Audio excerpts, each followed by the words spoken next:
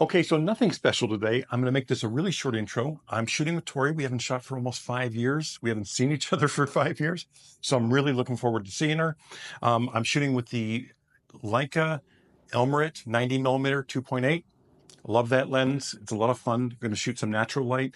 And then I'm going to switch over to one light, just beauty dish, and then, a giant diffuser above, and that's it. And then I'm going to switch over to the Voigtlander 50 Apo, just one of my favorite lenses. I love using this with strobe because it's just such a clean lens. Anyway, if you have any questions, leave them below. Let's get into the shoot, see how we do. Now, this is a short shoot and, more of a smorgasbord of information, if you will, nothing specific. But I'm using the 90 Elmarit and, I just can't get over the price of this lens, the 2.8 lens, and it's the newer one.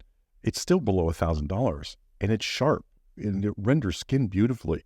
If you really are looking for a portrait lens, this is great. The other thing is, shooting correct exposure and white balance. I set my white balance with the gray card all the time in camera. And I shoot the correct exposure so I don't have to pull in post. I see so many photographers underexposing and saying, I'll just pull it in post because I don't want to go to a higher ISO. And, that adds more noise than shooting at the correct ISO to start with. These are in between 800 to 1000 ISO, and there's just no issue with them. So, shoot correctly, get your exposure correct. Don't worry about their higher ISOs. These cameras can handle it, trust me, and they do a beautiful job. This camera is 60 megapixel, and that's not going to be as good as a 24, but, I'm thrilled with the ISO noise on this camera. Like, it's beautiful. It just looks great to me. And I did use the VisiFlex for this through some of this shoot because I just wanted to nail focus every single time. We don't get to shoot that often, so I don't want to chance it. And the old eyes are, sometimes they're buggy during the day. So that VisiFlex comes in handy once in a while. But this was, using that VisiFlex with the 90, that made it so much easier. But you can nail focus without a VisiFlex on this lens, this 90. It really is easier to focus than, say, a 1.4 f2. But I don't know what it is about the Elmarit. It's just easy to use, easy to nail focus, and it does render great. I'm done, preaching about the 90.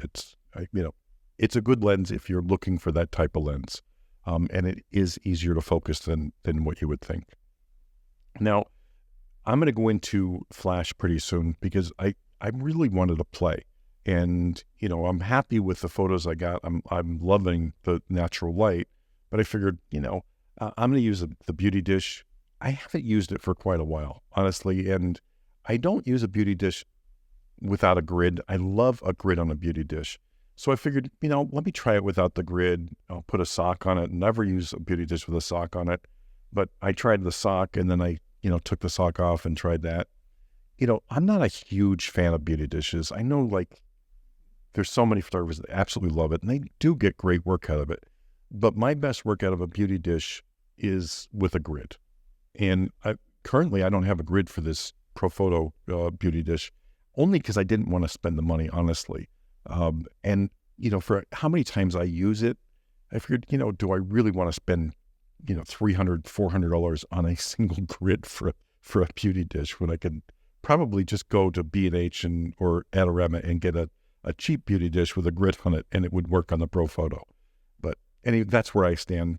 I just wanted to give you that input on that. It does have a nice look. You can get some really great looks out of a beauty dish, but it's just not my cup of tea half the time. Now, the next thing is the strip box. This strip box is the new strip box by Profoto.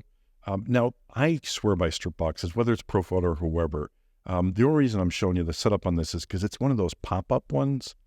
And, if you do get one, hold it up like this and then lock it in place. It's so much easier. Don't try to hold it down because it's more of a pain. But this is a nice beauty dish or a strip box for the Profoto system. It works really, really well. And I love this setup for it. Now, the Godox, I remember the Godox ones, the strip boxes. I use those for everything. I think I got 2 Godox strip boxes with grids. I think it was like $150 back in the day. I loved those. It was when I was using Sony. I mean, I had to bring out the Sony again because I really trust me, I love the Sony cameras. I think they're great. I always had issues with the color balance. So anyway, I did a couple shots with the strip box. I love shadow, don't get me wrong, but I'm using the paper, and the paper's kind of wrinkly, so I thought, that's going to drive me nuts in post. Let's get an even look. So I know a lot of people don't have the room for this, and I hate showing stuff on this channel that you can't use. It's, I want to show you stuff that you can use in your studios or in your home. And this giant, 8x8 reflector or diffuser, not everybody has the room for this. I'm sure you can use a smaller diffuser for this, but it's still ceiling height. You need ceiling height for it. But I love the look of this because it's such even lighting. It's just one light above that 8x8, and it's just head to toe even lighting. It's a great setup if you have the room for something like this. Even if you use a lower profile one. And remember, that is set up where it's like I can just walk under it. Anyway, I hope you enjoyed the shoot. If you have any questions, leave them below. And thanks for watching as always.